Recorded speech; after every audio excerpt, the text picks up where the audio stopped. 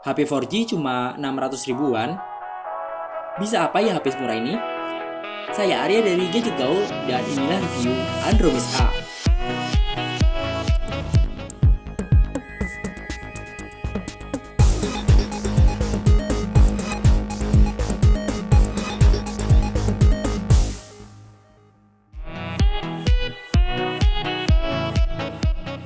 Biasanya HP murah nggak pedulin build quality, tapi enggak dengan Android A.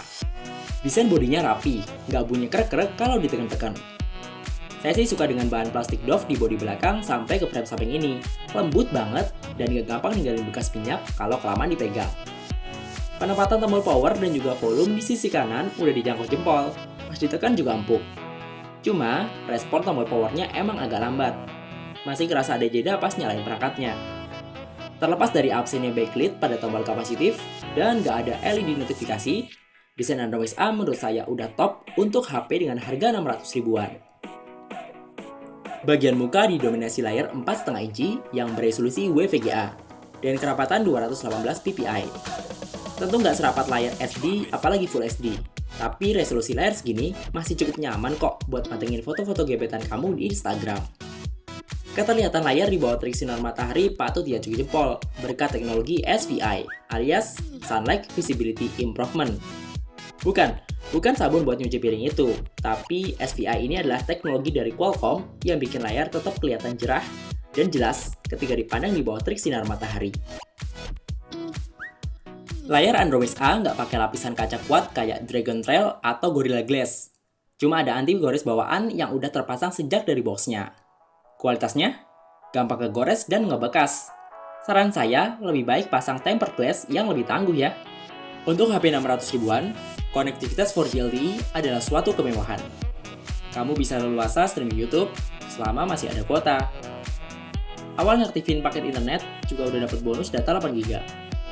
Oh iya, Android A ini juga udah native VoLTE, sama kayak Android R2 dan juga itu. Nelpon gebetan nyambungnya cepet, suaranya juga kedengeran jelas banget, kayak kamu lagi ngobrol di samping doi. Dari sisi tampilan termuka, Android A masih usung stok Android UI yang sama dengan Android 4G LTE lainnya. Minum kustomisasi, nggak bisa gonta-ganti theme atau font. Untungnya Android A udah dibekali fitur gestur mulai dari double tap to wake, slide ke bawah buat ngakses kamera, sampai ngegambar pola huruf tertentu untuk akses beberapa aplikasi langsung dari posisi idle. Tapi, ada tapinya nih. Fitur-fitur gestur tadi nggak semulus yang dibayangin. Double tap to wake buat bangunin layar sering gagal pertamanya. Terus lancar. Terus kadang nggak ngerespon sama sekali. Gestur pola juga gitu. Bisa, tapi ngebukanya lumayan nguras kesabaran. Ya namanya HP murah. Ada fitur gestur aja udah syukur alhamdulillah. Berjalan dengan sistem operasi Android Lollipop 5.1, operasi Android A ini bener-bener smooth. Swipe penuh di home screen sampai bolak-balik pindah aplikasi di recent apps hampir gak ada lag yang nyebelin. Kapasitas RAM-nya cuma 1GB. Asal nggak buka terlalu banyak aplikasi bebarengan, nggak bikin repot juga sih. Lagian sistem Android sekarang kan lebih bijak ngelola aplikasi. Kalau ada yang udah nggak kepake, bakal langsung ditendang dari background. UI ini lumayan bersih dari bloatware. Cuma ada aplikasi My Smart Friend dan kumpulan aplikasi Google yang jumlahnya nggak terlalu banyak. Jadi, kapasitas penyimpanan internal yang cuma 8GB ini nggak terkorbankan dengan aplikasi yang nggak penting-penting banget. Kamu bisa manfaatin sisa storage 4GB buat install aplikasi yang menurutmu penting. Dan kamu juga bisa manfaatin slot penyimpanan eksternal up to 32GB buat nyimpan musik, foto, atau video. Dengerin musik di Android A ini asik banget loh, berkat fitur Snapdragon Audio Plus. Ya, di sini kamu bisa setting equalizer, nama kekuatan bass plus surround sound-nya. Efek-efek audio tersebut cuma bisa kedengar maksimal kalau pakai earphone. Tapi fitur ini jadi kurang optimal kalau kamu dengerin pakai earphone bawaan. Kalau emang gadgetis punya duit lebih, mending beli earphone lain yang bagusan ya. Sejujurnya, saya nggak pernah terkesan dengan kualitas kamera di HP-HP Android Max. Tak terkecuali Android Max A ini. Autofokusnya lamban nguji objek. Shutter to shutternya lumayan cepet, tapi masih kerasa ngos-ngosan kalau ngambil banyak gambar sekaligus. UI kameranya simple banget. Selain menu setting standar, ada mode auto dan juga mode lain dari portrait sampai snow yang pada dasarnya cuma bedain settingan ISO dan white balance-nya. Dibekali kamera 5 megapiksel dengan bukaan lensa f2.4, hasil fotonya sepintas kelihatan bagus. Tapi kalau lihat lebih detail, tampak oversaturasi, alias warna yang dihasilkan terlalu ngejreng, nggak alami. Foto di pagi hari juga kelihatan kayak udah siang karena kontrasnya yang lebay. Mode SDR-nya masih kurang optimal buat nyamain perbedaan exposure objek foto. Sepintas nggak ada perbedaan yang signifikan antara SDR dan non-SDR. Lalu gimana dengan kamera depannya?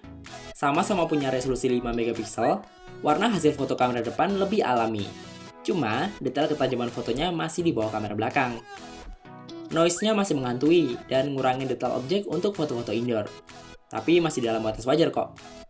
Kamu juga bisa rekam video SD 30 frame per second di kamera depan dan belakang ini. Hasilnya, parah. Video tampak patah-patah dan detail objek yang hilang. Untuk menunjang semua fiturnya, Android A dibekali baterai berkapasitas 1950 mAh. Gak ada yang spesial. Buat penggunaan yang relatif standar kayak browsing, dengerin streaming musik, dan juga selfie ala-ala barang temen, screen on time-nya sekitar 3,5 jam. Chargernya punya output 1 ampere, yang pas dipakai buat ngisi daya HP ini dari 5% sampai full, dan butuh waktu sekitar 2,5 jam.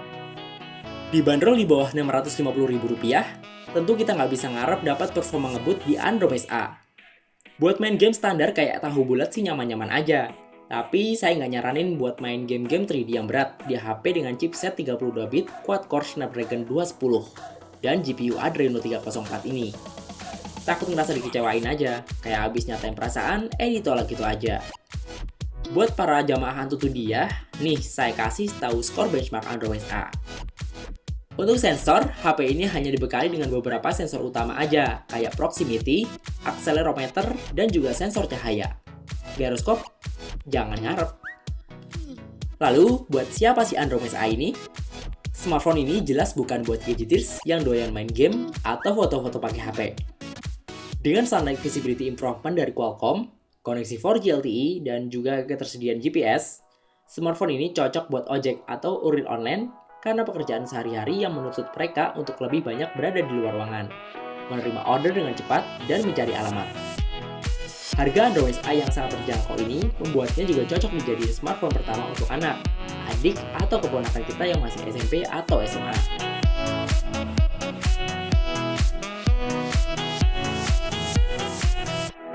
Oke, segitu aja dulu reviewnya. Semoga bisa berikan informasi yang cukup jelas tentang Android A. Thanks for watching dan mohon maaf kalau ada salah-salah kata ya. Jangan lupa untuk like, komen, dan pasti subscribe channel Gadget Gaul biar kamu gak ketinggalan info kalau ada review terbaru dari kami. Oh ya, smartphone gak bayar saya buat bikin video ini karena video ini adalah 100% pendapat saya tentang Android A. Saya Arya dari Gadget Gaul undur diri, sampai ketemu di video review selanjutnya ya.